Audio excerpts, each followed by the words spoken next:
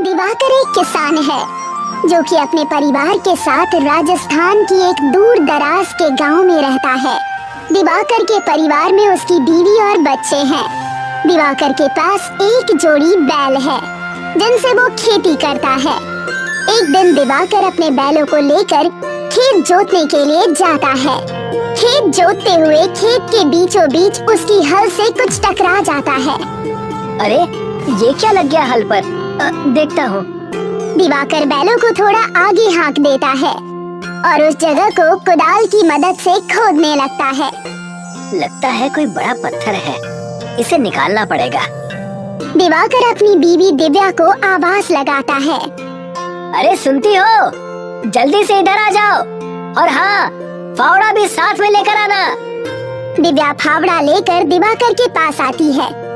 क्या हुआ जी? बीच खेत में पत्थर है, इसे निकालना पड़ेगा, नहीं तो हल इसमें फंसकर टूट जाएगा। चलो खोदते हैं। दिवाकर और उसकी पत्नी दिव्या दोनों मिलकर चारों तरफ से खोदने लगते हैं। मुझे तो ये कुछ और ही चीज लगती है। जो भी हो, इसे निकालना तो पड़ेगा ही। कुछ देर खोदने के बाद दिवाकर और उसकी पत्नी उस गड्ढे में से एक मशीन को निकालते हैं। ये तो घास काटने वाली मशीन है। हाँ, पर ये यहाँ खेत में कहाँ से आ गई? जहाँ से भी आई हो, हमें क्या लेना देना। इसको रहने दीजिए और आप खेत जोतिए। सूरज सर चढ़ रहा है, बाद में धूप तेज हो जाएगी तो गर्मी की वजह से काम करना मुश्किल हो जाएगा। सही कहा तुमने। वैसे भी ये मशीन हमारे किसी काम की नहीं। तुम्हारे हाथ किसी मशीन से कम है क्या? दिवाकर उस घास काटने वाली मशीन को खेत के किनारे झाड़ियों में फेंक देता है। ये दोनों घर जाते हैं। कुछ दिन बीत जाने के बाद दिव्या की तबीयत खराब हो जाती है। मेरी तबीयत कुछ ठीक नहीं है, आप जाकर बैलों के लिए चारा ले आइए। ठीक है, तुम आराम करो, मैं चारा काट कर लाता हूँ। दिवाकर खुरपी लेकर जाता है और उसकी मदद से घास काटने लगता है। घास काटते काटते दिवाकर का हाथ कट जाता है और उससे खून बहने लगता है। अरे, ये तो मेरा हाथ ज्यादा ही कट गया। अब मैं बैलों के लिए चारा कैसे काटूंगा? दिवाकर कुछ देर सोचता है और झाड़ी में जाकर उस घास काटने वाली मशीन को ले आता है। अरे, ये मशीन कब काम आएगी? इसी से घास काटता हूँ। दिवाकर मशीन से घास काटने लगता है, पर जैसे ही वो घास काटता है, कटने के बाद वो हरी घास सोने की हो जाती है। ये देखकर दिवाकर चौंक जाता है। वो खुश हो जाता है। अरे वाह, सोने की घास! लगता है ये कोई जादुई मशीन है। जैसे ही दिवाकर घास को उठाने के लिए नीचे झुकता है, मशीन बोलने लगती है। रुक जाओ किसान, ये जो तुम सोने की घास देख रहे हो, वो सब एक भ्रम है। दूर रहो इन सब से। जो भी हो, है तो सोना ही ना।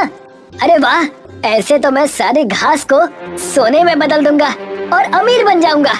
लालच मत करो किसान, तुम्हें इस लालच की बहुत बड़ी सजा भुगतनी पड़ सकती है। चाहे कुछ भी हो जाए, अमीर बनने के लिए मैं कोई भी कीमत चुका सकता हूँ। दिवाकर उस मशीन को उठाता है और घास काटना शुरू कर देता है। वो जैसे जैसे घास काटता है, कटने के बाद वो घास सोने में बदल जाती है। मशीन किसान को रोकने की बहुत कोशिश करती है। तुम्हें पता है, इसी लालच के चक्कर में बहुत से लोगों की जिंदगी बर्बाद हो गई, और इसी वजह से एक बुद्धिमान आदमी ने मुझे उस जमीन में दफना दिया था ताकि मैं और लोगों की जिंदगी बर्बाद ना कर सकूं। पर मुझे लगता है कि मेरी जिंदगी अब सुधरने वाली है। पैसा आ जाएगा तो जिंदगी बर्बाद कैसे होगी? समझने की कोशिश करो किसान, बाद में बहुत पछताओगे। दिवाकर मशीन की कोई भी बात नहीं सुनता और घास काटना चालू रखता है। वो पूरे खेत की घास काट लेता है और इस सोने की घास को इकट्ठा करके अपने गोदाम में रख लेता है। दूसरी तरफ भूख से दिवाकर के बैलों का बुरा हाल हो जाता है। क्या हुआ जी? बैल इतना क्यों चिल्ला रहे हैं? क्या आपने उन्हें चारा नहीं डाला? क्यों नहीं डाला? अभी तो डाल कर आया हूँ। तुम चिंता मत करो, तुम बस आराम करो और जल्दी से ठीक हो जाओ। दिवाकर दिव्या से झूठ बोलकर वहाँ से चला जाता है और अपने बाकी खेतों की घास इस मशीन की मदद से काटना शुरू कर देता है। जैसे जैसे वो घास काटते जाता है, वो घास सोने की घास में बदल जाती है। वो सारी घास को इकट्ठा करके फिर से गोदाम भर देता है। दूसरी तरफ भूख से बेहाल होकर बैल जंगल की तरफ भाग जाते हैं। अजी सुनते हो, हमारे बैलों ने खूंटी तोड़ दी है और जंगल की तरफ भाग गए। कोई बात नहीं, वैसे भी हमें अब उन बैलों की जरूरत नहीं है। ये कैसी बात कर रहे हो जी? बिना बैलों के हम खेती कैसे करेंगे? मेरे हाथ एक खजाना लगा है, अब हमें खेती करने की कोई जरूरत नहीं है।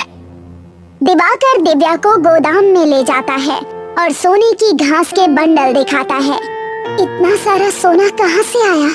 वो जो घास काटने वाली मशीन है ना, उसमें घास काटने पर सारी घास सोने में बदल जाती है। देखना, इसे बेचकर हम अमीर हो जाएंगे। दिवाकर गांव में जाता है और किसानों को अपनी इस मशीन के बारे में बताता है। देखो भाइयों, मेरे इस मशीन से घास को सोने में बदला जा सकता है। अगर आप लोग मेरी मदद करेंगे तो मैं आप सबके खेतों की घास को सोने में बदल दूंगा, जिससे आप सभी लोग अमीर बन जाएंगे। पर इसमें हमारा क्या फायदा होगा? जो भी घास सोने में बदलेगी उसका आधा हिस्सा तुम रख लेना और आधा हिस्सा मैं रख लूंगा। ये तो बहुत अच्छी बात है।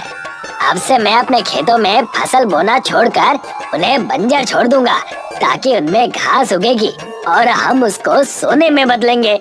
नहीं, इतना ज्यादा लालच करना भी ठीक नहीं है। इससे हमारे खेतों की फसल पैदा करने की क्षमता खराब हो जाएगी। जब तुम्हारे पास सोना ही सोना होगा तो फसल का क्या अचार डालोगे? सोना तो होगा, पर खाएंगे क्या? सोना खाकर कोई पेट नहीं भर सकता ना। दिवाकर, राघव और कुछ किसान शिवम की बात नहीं सुनते और अपने खेतों को बंजर छोड़ देते हैं, जिससे कुछ समय में उनके खेतों में घास उगाती है और दिवाकर उस मशीन की मदद से उस घास को काटकर उसे सोने में बदल देता है। सभी लोग इस सोने की घास को गोदाम में जमा कर लेते हैं। भाइयों, जल्दी से चलो, इस सोने को शहर में बेच कर आते हैं, क्योंकि हमारे घर का सारा अनाज खत्म हो चुका है। खाने पीने के लाले पड़े हैं।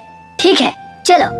सभी लोग गोदाम में आते हैं और देखते हैं कि सोने की घास फिर से सूखी घास बन गई है। ये देखकर सभी लोग निराश हो जाते हैं। ये क्या? ये तो सूखी घास है। कहाँ है हमारा सोना? तुमने हमारे साथ धोखा किया है। नहीं, मैंने कोई धोखा नहीं किया। लगता है सोने की घास सूखने के बाद फिर से पुरानी घास में बदल गई है। हमें तुम्हारी बात माननी ही नहीं चाहिए थी। अब देख लो, तुम्हारी वजह से आज हमारे खेत बंजर पड़े हैं। हमें शिवम की बात मान लेनी चाहिए थी।